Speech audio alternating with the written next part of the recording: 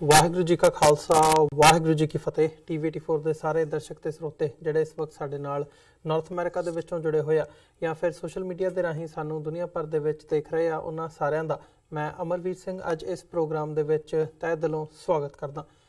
Viewers, ਜਦੋਂ ਅਸੀਂ ਬਾਹਰਲੇ ਮੁਲਕਾਂ ਦੇ ਵਿੱਚ ਬੈਠ ਕੇ ਸਿੱਖ ਹੱਕਾਂ ਦੀ ਗੱਲ ਕਰਦੇ ਹਾਂ ਤਾਂ ਪਿਛਲੇ ਸਾਲਾਂ ਦੇ ਵਿੱਚ ਪਿਛਲੇ 2-3 ਸਾਲ ਜੇ ਖਾਸ ਤੌਰ ਤੇ ਦੇਖੇ ਜਾਣ ਤਾਂ ਉਹਦੇ ਵਿੱਚ ਜਿਹੜੀਆਂ ਡਿਵੈਲਪਮੈਂਟਸ ਹੋਈਆਂ ਨੇ ਉਹ ਇਸ ਗੱਲ ਦੇ ਉੱਤੇ ਮੋਹਰ ਲਾਉਂਦੀਆਂ ਨੇ ਕਿ ਸਿੱਖ ਡਾਇਸਪੋਰਾ ਦੀਆਂ ਜਿਹੜੀਆਂ ਐਕਟੀਵਿਟੀਜ਼ ਹੈਗੀਆਂ ਨੇ ਉਹ ਮਾਇਨੇ ਰੱਖਦੀਆਂ ਨੇ ਤੇ ਜਿਹੜੀਆਂ ਉਹ ਐਕਟੀਵਿਟੀਜ਼ ਨੇ ਉਹ ਪੰਜਾਬ ਵਿਚਲੇ ਸਿੱਖਾਂ ਦੀ ਜਾਂ ਸਿੱਖ ਹੱਕਾਂ ਦੀ ਜਿਹੜੀ ਮਜ਼ਬੂਤੀ ਹੈਗੀ ਹੈ ਜਾਂ ਉਹਨਾਂ ਦੀ ਜਿਹੜੀ ਰੈਲੇਵੈਂਸ ਹੈਗੀ ਹੈ ਦੁਨੀਆ ਪੱਧਰ ਤੇ ਅੰਤਰਰਾਸ਼ਟਰੀ ਪੱਧਰ ਤੇ ਉਹਨੂੰ ਉਠਾਉਣ ਦੇ ਵਿੱਚ ਕਾਫੀ ਸਫਲ ਵੀ ਹੋਏ ਨੇ। ਤੇ ਇਸ ਤੋਂ ਭਾਰਤ ਸਰਕਾਰ ਜਿੱਥੇ ਅਸੀਂ ਦੇਖਦੇ ਹਾਂ ਜਦੋਂ ਉਹਨਾਂ ਵੱਲੋਂ ਤਸ਼ੱਦਦ ਕੀਤਾ ਜਾਂਦਾ ਤਾਂ ਉਹਦੇ ਤੋਂ ਸਿੱਖ ਐਕਟੀਵਿਟੀਜ਼ ਜਿਹੜੀਆਂ ਬਾਹਰਲੇ ਮੁਲਕਾਂ ਦੇ ਵਿੱਚ ਹੁੰਦੀਆਂ ਨੇ ਉਹਦੇ ਤੋਂ ਉਹ ਚੱਲਦੇ ਵੀ ਆ, ਉਹਦੇ ਤੇ ਰਿਐਕਟ ਵੀ ਕਰਦੇ ਆ ਤੇ ਬਾਹਰਲੇ ਮੁਲਕਾਂ ਦੀਆਂ ਗਵਰਨਮੈਂਟਸ ਦੇ ਉੱਤੇ ਭਾਵੇਂ ਉਹ ਅਮਰੀਕਾ ਹੋਵੇ, ਕੈਨੇਡਾ ਹੋਵੇ ਜਾਂ ਬਰਤਾਨੀਆ ਹੋਵੇ, ਉਹਨਾਂ ਦੇ ਉੱਤੇ ਦਬਾਅ ਪਾਉਣ ਦੀ ਇੱਕ ਜਿਹੜੀ ਕੋਸ਼ਿਸ਼ ਹੈਗੀ ਹੈ ਉਹ ਵੀ ਕੀਤੀ ਜਾਂਦੀ ਹੈ। ਸੋ ਇਸ ਸਭ ਦੇ ਚੱਲਦਿਆਂ ਜਿਹੜੀਆਂ ਸਿੱਖ ਡਾਇਸਪੋਰਾ ਦੀਆਂ ਐਕਟੀਵਿਟੀਜ਼ ਹੈਗੀਆਂ ਨੇ ਉਹ ਨਿਰੰਤਰ ਜਾਰੀ ਨੇ ਇੱਥੋਂ ਦੀਆਂ ਐਡਮਿਨਿਸਟ੍ਰੇਸ਼ਨਸ ਦੇ ਨਾਲ।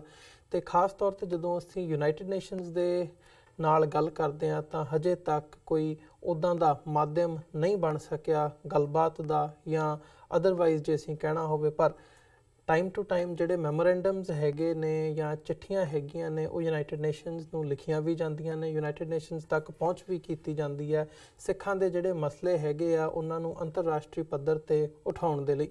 ਸੋ ਇੱਦਾਂ ਦਾ ਹੀ ਇੱਕ ਡੈਲੀਗੇਸ਼ਨ ਅਮਰੀਕਾ ਦੇ ਵਿੱਚ ਜਿੱਥੇ ਅਸੀਂ ਬੈਠੇ ਹਾਂ, ਨਿਊਯਾਰਕ ਸਥਿਤ ਯੂਨਾਈਟਿਡ ਨੇਸ਼ਨਸ ਦੇ ਜਿਹੜੇ ਹੈੱਡਕੁਆਰਟਰਸ ਨੇ ਉੱਥੇ ਸਿੱਖ ਡੈਲੀਗੇਸ਼ਨ ਅਕਾਲੀ ਦਲ ਅੰਮ੍ਰਿਤਸਰ ਵੱਲੋਂ ਭੇਜਿਆ ਗਿਆ ਸੀ। ਅਕਾਲੀ ਦਲ ਅੰਮ੍ਰਿਤਸਰ USA ਦੀ ਜਿਹੜੀ ਯੂਨਿਟ ਹੈਗੀ ਹੈ ਉਹਦੇ ਵੱਲੋਂ ਲੀਡ ਕੀਤਾ ਗਿਆ ਡੈਲੀਗੇਸ਼ਨ ਨੂੰ ਤੇ ਉਹ ਡੈਲੀਗੇਸ਼ਨ ਯੂਨਾਈਟਿਡ ਨੇਸ਼ਨਸ ਦੇ ਜਿਹੜੇ ਡਿਪਾਰਟਮੈਂਟ ਹੈਗੇ ਆ ਉਹਨਾਂ ਦੇ ਨਾਲ ਉਹਨਾਂ ਨੇ ਮੁਲਾਕਾਤ ਕੀਤੀ ਹੈ ਤੇ ਰਾਈਟ ਟੂ ਸੈਲਫ ਡਿਟਰਮੀਨੇਸ਼ਨ ਦੇ ਉੱਤੇ ਗੱਲਬਾਤ ਕੀਤੀ ਹੈ ਤੇ ਅਦਰਵਾਈਜ਼ ਜਿਹੜੇ ਹੋਰ ਸਿੱਖ ਹੱਕ ਹੈਗੇ ਆ ਉਹਨਾਂ ਦੇ ਬਾਬਤ ਵੀ ਜਿਹੜੀ ਵਿਚਾਰ ਚਰਚਾ ਹੈਗੀ ਆ ਉਹ ਹੋਈ ਹੈ।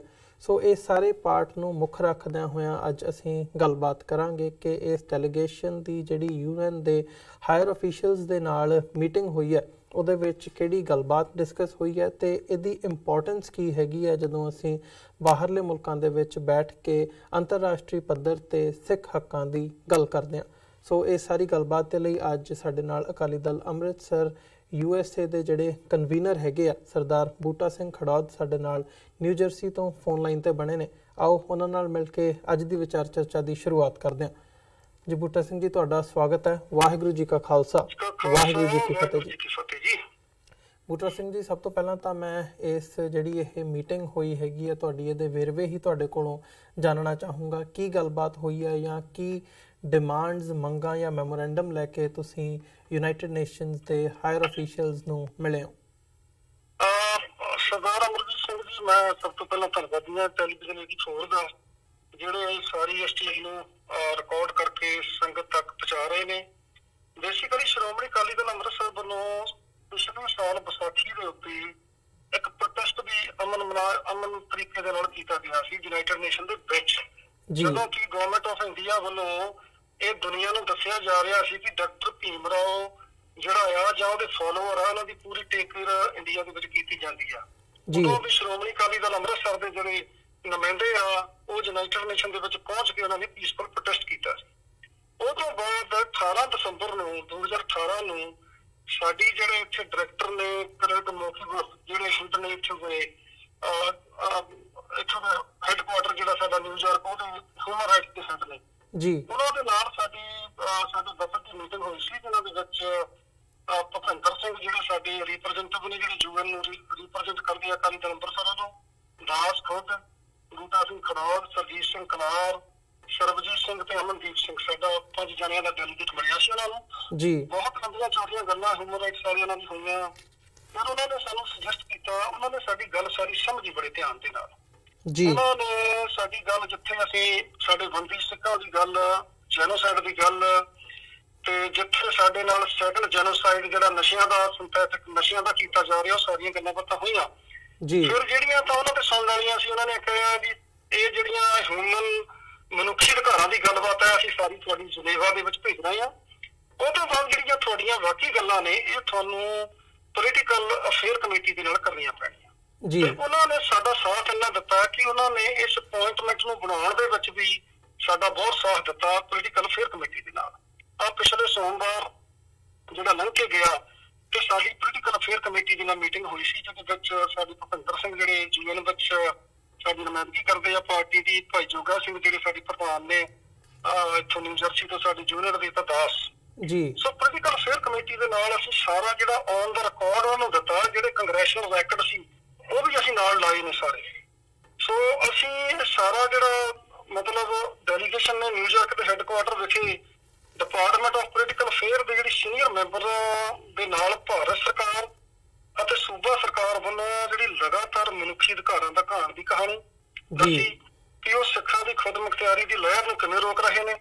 ਸੋ ਡੈਲੀਗੇਸ਼ਨ ਨੇ ਬੜੇ ਅਸਰਦਾਰ ਢੰਗ ਦੇ ਨਾਲ ਦੱਸਿਆ ਕਿ ਭਾਰਤੀ ਹਿੰਦੂਤਵ, RSS, HB ਤੇ ਬਜਰੰਗ ਦਲ ਸਰਕਾਰ ਪੰਜਾਬ ਸੂਬੇ ਨੂੰ ਯੋਜਨਾਬੰਦ ਢੰਗ ਨਾਲ ਨਸ਼ਿਆਂ ਵਿੱਚ ਕਿਵੇਂ ਧੱਕ ਰਹੀ ਆ। ਸੋ ਇਹ ਸਾਰੀਆਂ ਗੱਲਾਂ ਬਾਤਾਂ ਜਿਹੜੀਆਂ ਤੇ ਘਿਨਾਉਣਾ ਕਾਰਜ ਜਿਹੜਾ ਪ੍ਰਧਾਨ ਮੰਤਰੀ ਨਰਿੰਦਰ ਮੋਦੀ ਦੀ ਪੁਸ਼ਤਪਨਾਹੀ ਹੇਠ ਹੋ ਰਿਹਾ, ਕਿਉਂਕਿ ਨਰਿੰਦਰ ਮੋਦੀ ਦਾ ਏਜੰਡਾ ਭਾਰਤ 'ਚ ਸਿੱਖ ਧਰਮਾਂ ਤੇ ਹੋਰ ਘੱਟ ਗਿਣਤੀਆਂ ਨੂੰ ਖਤਮ ਕਰਨ ਤੇ ਇੱਕ ਨਰੋਰ ਹਿੰਦੂ ਦੇਸ਼ ਬਣਾਉਣ ਤੇ ਲੱਗਾ ਹੋਇਆ। ਇਹ ਸਾਰੀ ਗੱਲਬਾਤ ਅਸੀਂ ਜਿਹੜੀ ਆ ਡਿਪਾਰਟਮੈਂਟ ਆਫ ਪੋਲੀਟੀਕਲ ਅਫੇਅਰ ਦੇ ਨਾਲ ਸਾਂਝੀ ਕੀਤੀ ਆ। ਉਸ ਤੋਂ ਬਾਅਦ 1992 ਦੇ ਵਿੱਚ ਜਦੋਂ ਪੰਜਾਬ ਦੇ ਵਿੱਚ ਇਲੈਕਸ਼ਨ ਹੋਏ ਆ, ਬੇਅੰਤ ਦੀ ਸਰਕਾਰ 8% ਲੋਕਾਂ ਦੇ ਨਾਲ ਬਣਦੀ ਆ, ਉਸ ਸਮੇਂ ਸ਼੍ਰੋਮਣੀ ਅਕਾਲੀ ਦਲ ਵੱਲੋਂ ਤੇ SGPC ਵੱਲੋਂ ਸਾਂਝੇ ਤੌਰ ਦੇ ਉੱਤੇ ਇੱਕ ਉਸ ਟਾਈਮ ਦੇ ਸੈਕਟਰੀ ਜਨਰਲ ਡਾਕਟਰ ਬੁੱਤਰ ਘਾਲੀ ਜਦੋਂ ਉਹ ਦਿੱਲੀ ਆਏ ਸੀ 1992 ਦੇ ਵਿੱਚ, ਉਦੋਂ ਵੀ ਇੱਕ ਮੈਮੋਰੈਂਡਮ ਦਿੱਤਾ ਗਿਆ ਸੀ ਬੇਸਿਕਲੀ ਖਾਲਿਸਤਾਨ ਦਾ ਕਿ ਪੰਜਾਬ ਦੇ ਵਿੱਚ ਇੱਕ 8% ਨਾਲ ਸਰਕਾਰ ਬਣੀ ਆ ਤੇ ਆਪਣੇ ਆਪ ਦੇ ਵਿੱਚ ਇਹ ਇੱਕ ਮੈਮੋਰੈਂਡਮ ਹੈ।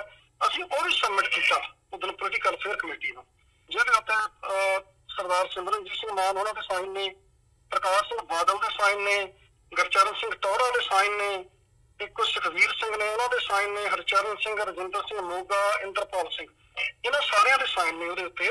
ਅਸੀਂ ਇਹ ਵੀ ਜਿਹੜਾ ਦੁਬਾਰਾ ਫਿਰ ਪੋਲੀਟੀਕਲ ਅਫੇਅਰ ਕਮੇਟੀ ਨੂੰ ਸਬਮਿਟ ਕੀਤਾ। ਸੋ ਪੋਲੀਟੀਕਲ ਅਫੇਅਰ ਕਮੇਟੀ ਦੇ ਮੈਂਬਰਾਂ ਨੇ ਦੱਸਿਆ ਕਿ ਜਿਹੜਾ ਸਿੱਖ ਧਰਮ ਦੁਨੀਆ ਦੇ ਵੱਡੇ ਧਰਮਾਂ 'ਚ ਇੱਕ ਧਰਮ ਹੈ, ਪਰ UN ਅੰਦਰ ਸਾਡੀ ਕੋਈ ਵੀ ਪ੍ਰਤੀਨਿਧਤਾ ਨਹੀਂ ਹੈ।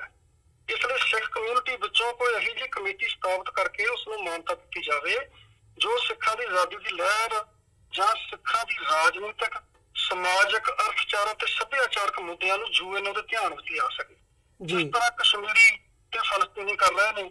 ਸੋ ਅਸੀਂ ਸਾਡੇ ਡੈਲੀਗੇਸ਼ਨ ਉਹਨਾਂ ਨੂੰ ਇਹ ਵੀ ਦੱਸਿਆ ਕਿ ਜਿਵੇਂ ਕਸ਼ਮੀਰ ਤੇ ਫਲਸਤੀਨੀਆਂ ਦੇ ਦੋ ਨੁਮਾਇੰਦੇ ਜਿਹੜੇ ਆ ਆਪਣੀਆਂ ਕੌਮਾਂ ਦੀ ਨੁਮਾਇੰਦਗੀ ਕਰਦੇ ਆ, ਅਸੀਂ ਸਟੇਟਲੈਸ ਲੋਕ ਆ ਸਿੱਖ, ਤੇ ਸਾਨੂੰ ਜਿਹੜਾ ਆ UN ਦੇ ਵਿੱਚ ਜਿੰਨੀ ਦੇਰ ਸਾਡਾ ਦੇਸ਼ ਨਹੀਂ ਹੈ ਉਨੀ ਦੇਰ ਕਿਸੇ ਨਾ ਕਿਸੇ ਤਰੀਕੇ ਨਾਲ ਸਾਨੂੰ ਇੱਥੇ ਜਿਹੜੀ ਆ ਉਹ ਨੁਮਾਇੰਦਗੀ ਵੀ ਦਿੱਤੀ ਜਾਵੇ। ਸੋ ਏਦਾਂ ਦੀਆਂ ਗੱਲਾਂ ਬਾਤਾਂ ਜਿਹੜੀਆਂ ਉੱਥੇ ਸਾਰੀਆਂ ਹੋਈਆਂ।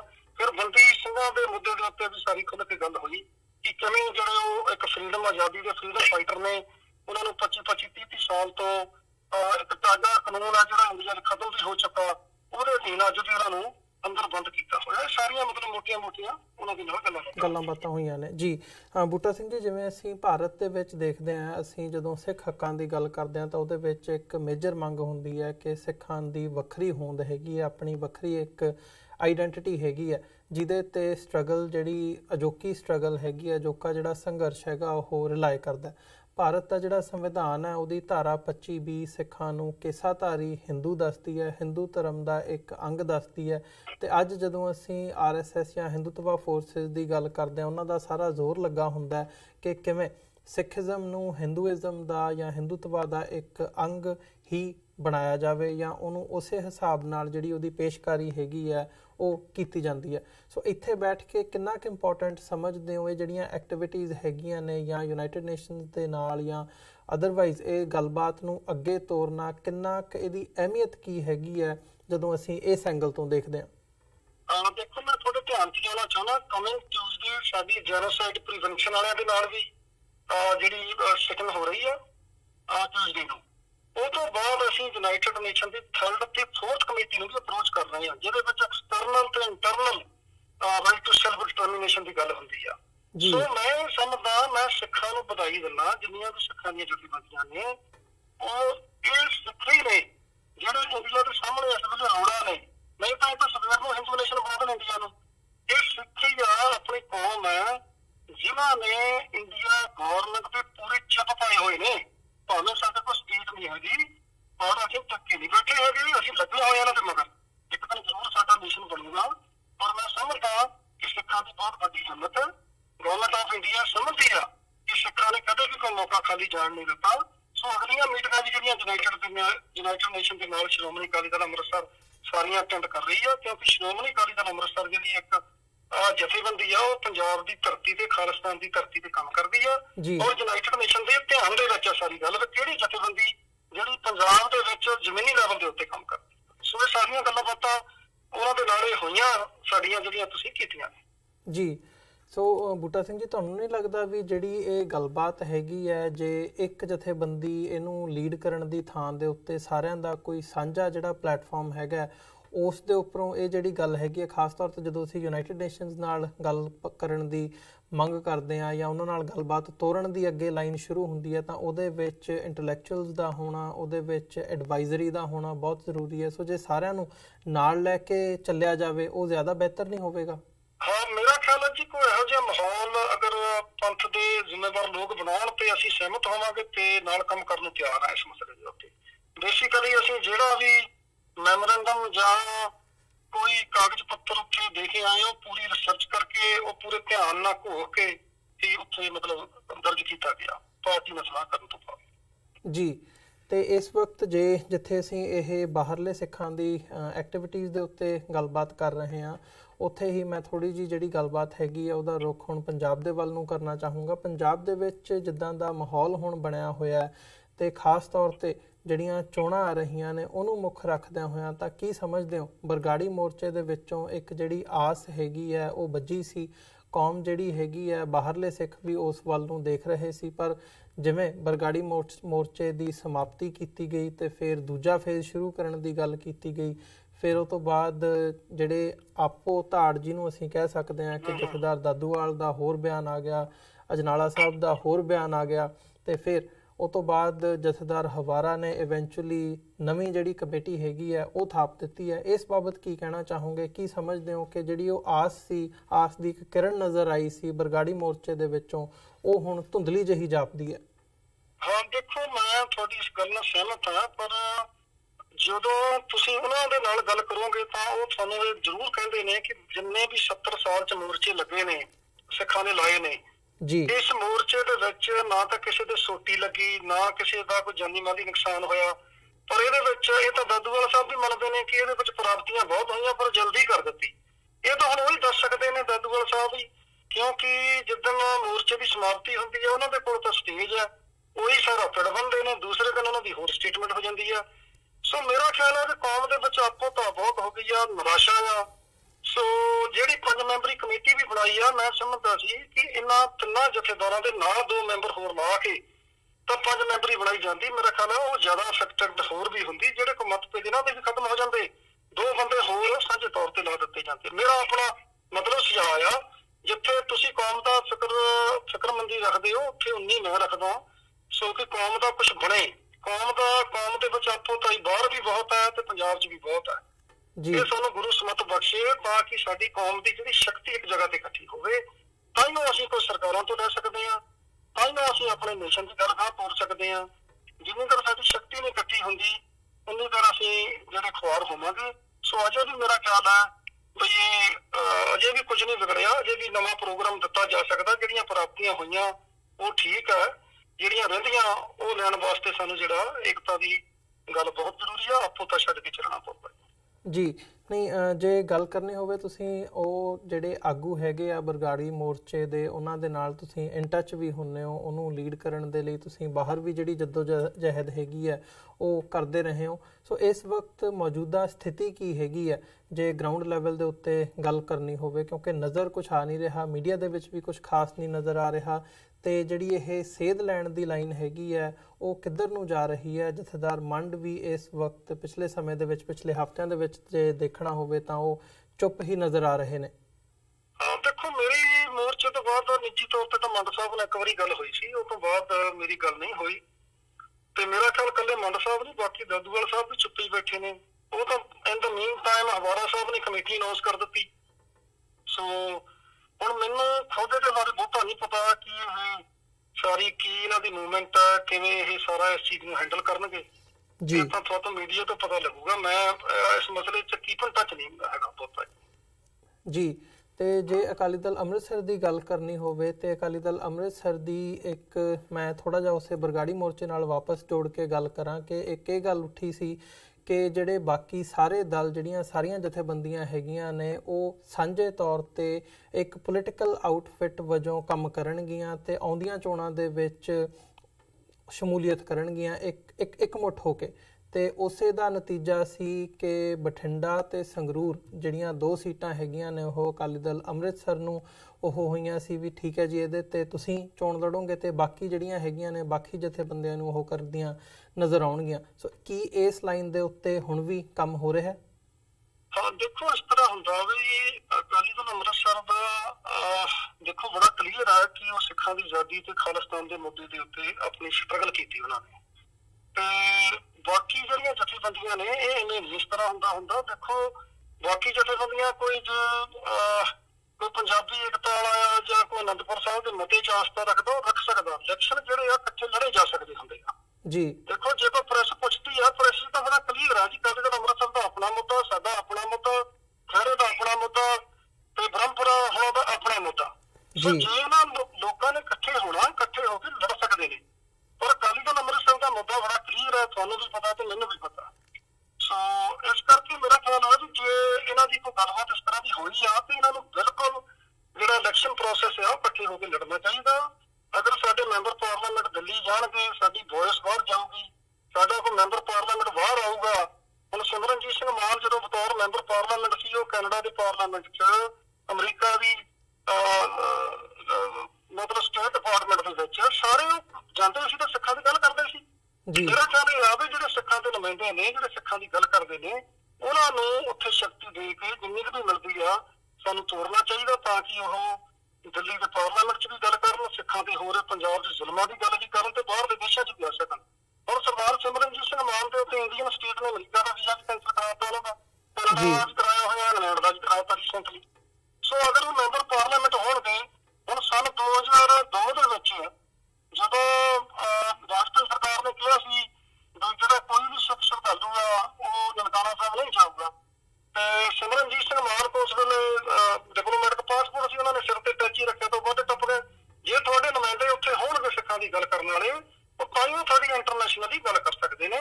ਮੇਰਾ ਖਿਆਲ ਆ ਵੀ ਇਹ ਕੋਈ ਐਡੀ ਵੱਡੀ ਗੱਲ ਨਹੀਂ ਹੈਗੀ। ਇਹ ਤਾਂ ਪ੍ਰੈਸ ਵਿੱਚ ਜਾ ਕੇ ਆਪਣਾ ਏਜੰਡਾ ਰੱਖਣ, ਅਕਾਲੀ ਦਲ ਅੰਮ੍ਰਿਤਸਰ ਦਾ ਆਪਣਾ ਏਜੰਡਾ ਆ ਤੇ ਜਿੱਥੇ ਅਸੀਂ ਉਹਨਾਂ ਦੀ ਮਦਦ ਕਰ ਸਕਦੇ ਹਾਂ ਅਸੀਂ ਕਰੀਏ, ਜਿੱਥੇ ਉਹ ਸਾਡੀ ਮਦਦ ਕਰ ਸਕਦੇ ਨੇ ਸੰਗਰੂਰ 'ਚ ਉਹ ਕਰਨ, ਤਾਂ ਕਿ ਸਿੱਖਾਂ ਦੀ ਵੋਇਸ ਆ ਜਿਹੜੀ ਉਹ ਜਾ ਸਕੇ। ਇਹ 'ਚ ਕੋਈ ਗੱਲ ਨਹੀਂ ਹੈਗੀ ਵੀ ਇਹ ਗੱਲ ਜਿਹੜੀ ਨਹੀਂ ਤੋਰੀ ਜਾ ਸਕਦੀ ਜੀ। ਸੋ ਇਸ ਵਕਤ ਤੁਹਾਨੂੰ ਨਜ਼ਰ ਆਉਂਦਾ ਹੈ, ਲੱਗਦਾ ਹੈ ਵੀ ਜਿਹੜੀ ਸਿੱਖ ਹੱਕਾਂ ਦੀ ਗੱਲ ਹੈਗੀ ਹੈ 2019 ਦੀਆਂ ਚੋਣਾਂ ਦੇ ਵਿੱਚ ਉਹ ਕੋਈ ਵੋਇਸ ਬਣ ਸਕਦੀ ਹੈ, ਜਾਂ ਇਹਦੇ ਵਿੱਚੋਂ ਜਦੋਂ ਅਸੀਂ ਉਮੀਦ ਦੀ ਗੱਲ ਕਰਦੇ ਹਾਂ ਵੀ ਕੀ ਸਿੱਖ ਕੌਮ ਉਮੀਦ ਲਾ ਸਕਦੀ ਹੈ, ਉਹਦੇ ਵਿੱਚੋਂ ਕੁਝ ਨਿਕਲ ਸਕਦਾ ਹੈ ਸਿੱਖ ਹੱਕਾਂ ਬਾਰੇ, ਸਿੱਖ ਮੰਗਾਂ ਬਾਰੇ? ਦੇਖੋ ਅਮਰਜੀਤ ਸਿੰਘ ਜੀ, ਭਾਰਤੀ ਸਟੇਟ ਦੇ ਵਿੱਚ ਰਹਿ ਕੇ ਕੁਝ ਨਹੀਂ ਹੋ ਸਕਦਾ। ਦੇਖੋ ਸ਼੍ਰੋਮਣੀ ਅਕਾਲੀ ਦਲ ਅੰਮ੍ਰਿਤਸਰ ਦਾ ਮੱਥਾ ਭਾਰਤੀ ਸਟੇਟ ਦੇ ਨਾਲ ਲੱਗਾ ਹੋਇਆ ਤੇ ਸਿਮਰਨਜੀਤ ਸਿੰਘ ਮਾਨ ਨੂੰ ਤਾਂ ਐਸਜੀਪੀਸੀ ਉਹਨਾਂ ਨੇ ਲੜਨੀ ਤਾਂ ਵੀ ਭਾਰਤੀ ਸਟੇਟ ਹੀ ਆ ਜਾਂਦੀ ਹੈ ਉਹਨਾਂ ਨੂੰ ਹਰਾਉਣ ਵਾਸਤੇ, ਠੀਕ ਆ ਜੀ। ਸੋ ਜੇ ਤੁਸੀਂ ਇਹੋ ਜਿਹੇ ਲੋਕਾਂ ਨੂੰ, ਸਰਦਾਰ ਮਾਨ ਵਰਗਿਆਂ ਨੂੰ ਸ਼ਕਤੀ ਦੇ ਕੇ ਤੋਰੋਗੇ ਤੇ ਫਿਰ ਹੀ ਗੱਲ ਹੋ ਸਕਦੀ ਪਾਰਲੀਮੈਂਟ 'ਚ ਵੀ ਤੇ ਬਾਹਰਲੇ ਮੁਲਕਾਂ ਦੇ ਵਿੱਚ ਵੀ। ਸੋ ਮੈਂ ਨਹੀਂ ਚਾਹੁੰਦਾ, ਮੈਂ ਨਹੀਂ ਇਹ ਗੱਲ ਕਹਿ ਸਕਦਾ ਕਿ ਹੁਣ ਬ੍ਰਹਮਪੁਰੇ ਹੁਣ ਬਾਦਲ ਦਲ 'ਚੋਂ ਆਏ ਨੇ ਸਾਰਾ ਕੁਛ ਕਰਦੇ ਆ। ਜਦੋਂ ਉਹਨਾਂ ਨੇ ਆਪਣੀ ਨੌਂ ਨੂੰ ਮਿਨਿਸਟਰ ਬਣਾ ਦਿੱਤਾ ਤਾਂ ਬ੍ਰਹਮਪੁਰਾ ਸਾਹਿਬ ਦੁਖੀ ਹੋ ਗਏ, ਜਦੋਂ ਸੇਖਵਾ ਸਾਹਿਬ ਨੇ ਐਸਜੀਪੀਸੀ ਦਾ ਪ੍ਰਧਾਨ ਨਹੀਂ ਬਣਾਇਆ ਉਹ ਦੁਖੀ ਹੋ ਗਏ, ਅਜਨਾਲਾ ਸਾਹਿਬ ਨੂੰ ਟਿਕਟ ਨਹੀਂ ਮਿਲੀ ਪਾਰਲੀਮੈਂਟ ਦੀ ਉਹ ਦੁਖੀ ਹੋ ਗਏ। ਸੋ ਇਹਨਾਂ ਦੇ ਆਪੋ ਆਪਣੇ ਨੀਤੀ ਨੇ ਇਹ, ਤੇ ਕੌਮੀ ਤੌਰ ਤੇ ਤਾਂ ਕੋਈ ਇਹਨਾਂ ਨੂੰ ਤਕਲੀਫ ਨਹੀਂ ਹੈਗੀ। ਪਰ ਮੈਂ ਫਿਰ ਵੀ ਕਹਿੰਦਾ ਵੀ ਸ਼ਕਤੀਸ਼ਾਲੀ ਫਿਰ ਵੀ ਇਕੱਠੀ ਹੋ ਜਾਏ ਤਾਂ ਕਿ ਬਾਦਲ ਦਲ, ਬੀਜੇਪੀ ਤੇ ਕਾਂਗਰਸ ਨੂੰ ਜਿਹੜੀ ਮਾਤ ਦਿੱਤੀ ਜਾਵੇ। ਇਹਨਾਂ ਦੇ ਕੁਝ ਮੈਂਬਰ ਪਾਰਲੀਮੈਂਟ ਚਲੇ ਜਾਣਗੇ ਤਾਂ ਸਿੱਖਾਂ ਦੀ ਗੱਲ ਤੋਰੀ ਜਾ ਸਕਦੀ ਆ ਜੀ। ਬੂਟਾ ਸਿੰਘ ਜੀ, ਤੁਹਾਡਾ ਬਹੁਤ ਬਹੁਤ ਧੰਨਵਾਦ, ਤੁਸੀਂ ਆਪਣਾ ਸਮਾਂ ਕੱਢ ਕੇ ਸਾਡੇ ਨਾਲ ਵਿਚਾਰਾਂ ਦੀ ਸਾਂਝ ਪਾਈ ਹੈ। ਅੱਜ ਦੇ ਸ਼ੋਅ ਦੇ ਵਿੱਚ ਇੱਥੇ ਇਜਾਜ਼ਤ ਚਾਹਾਂਗੇ ਜੀ ਤੁਹਾਡੇ ਕੋਲੋਂ। ਬਹੁਤ ਬਹੁਤ ਧੰਨਵਾਦ। ਫਤਿਹ ਦੀ ਸਾਂਝ ਪਾਈ ਹੈ ਅੰਤ ਦੇ ਵਿੱਚ। ਵਾਹਿਗੁਰੂ ਜੀ ਕਾ ਖਾਲਸਾ, ਵਾਹਿਗੁਰੂ ਜੀ ਕੀ ਫਤਿਹ। ਵਿਊਅਰਸ, ਉਮੀਦ ਕਰਦੇ ਹਾਂ ਕਿ ਜਿਹੜੀ ਅੱਜ ਦੀ ਸਾਡੀ ਇਹ ਗੱਲਬਾਤ ਸੀ ਸਰਦਾਰ ਬੂਟਾ ਸਿੰਘ ਖੜੌਦ, ਜਿਹੜੇ ਕਿ ਅਕਾਲੀ ਦਲ ਅੰਮ੍ਰਿਤਸਰ ਅਮਰੀਕਾ ਦੇ ਕਨਵੀਨਰ ਨੇ। ਇਹਨਾਂ ਦੇ ਨਾਲ ਗੱਲਬਾਤ ਤੁਹਾਨੂੰ ਜ਼ਰੂਰ ਪਸੰਦ ਆਈ ਹੋਵੇਗੀ। ਸੋ ਜਾਂਦੇ ਜਾਂਦੇ ਤੁਹਾਡੇ ਚਰਨਾਂ ਦੇ ਵਿੱਚ ਬੇਨਤੀ ਕਰਦੇ ਹਾਂ, TV84 ਨੂੰ ਅੱਗੇ ਵਧਾਉਣ ਦੇ ਲਈ ਸਾਨੂੰ ਤੁਹਾਡੀ ਸਹਾਇਤਾ ਦੀ ਲੋੜ ਹੈ। ਤੁਸੀਂ ਸਾਡੀ ਵੈਬਸਾਈਟ www.tv84.tv ਤੇ ਜਾ ਕੇ ਸਾਨੂੰ ਡੋਨੇਟ ਕਰ ਸਕਦੇ ਹੋ ਤੇ ਮੰਥਲੀ ਡੋਨੇਸ਼ਨਸ ਦੇ ਲਈ ਪਲੈਜ ਕਰ ਸਕਦੇ ਹੋ। ਜੇ ਚੈੱਕ ਰਾਹੀਂ ਡੋਨੇਸ਼ਨਸ ਭੇਜਣੀਆਂ ਚਾਹੁੰਦੇ ਹੋ ਤਾਂ TV84 ਦੇ ਨਾਂ ਦਾ ਚੈੱਕ ਬਣਾ ਕੇ ਤੁਸੀਂ ਸਾਨੂੰ ਸਾਡੇ ਐਡਰੈਸ ਤੇ ਮੇਲ ਕਰ ਸਕਦੇ ਹੋ। 3601 37th ਐਵਨਿਊ, ਲੌਂਗ ਆਈਲੈਂਡ ਸਿਟੀ, ਨਿਊਯਾਰਕ 11101। ਵੈਬਸਾਈਟ ਇੱਕ ਵਾਰ ਫਿਰ ਦੱਸਦੇ ਹਾਂ, www.tv84.tv। ਇਸੇ ਦੇ ਨਾਲ ਵਿਊਅਰਸ ਅਸੀਂ ਅੱਜ ਦੇ ਪ੍ਰੋਗਰਾਮ ਦੇ ਵਿੱਚ ਤੁਹਾਡੇ ਕੋਲੋਂ ਇੱਥੇ ਹੀ ਇਜਾਜ਼ਤ ਚਾਹਾਂਗੇ। ਦੁਬਾਰਾ ਫਿਰ ਤੁਹਾਡੇ ਨਾਲ ਮੁਲਾਕਾਤ ਹੋਵੇਗੀ ਸੋਮਵਾਰ ਨੂੰ। ਤਦ ਤੱਕ ਲਈ ਇਜਾਜ਼ਤ ਦਿਓ ਜੀ। ਵਾਹਿਗੁਰੂ ਜੀ ਕਾ ਖਾਲਸਾ, ਵਾਹਿਗੁਰੂ ਜੀ ਕੀ ਫਤਿਹ।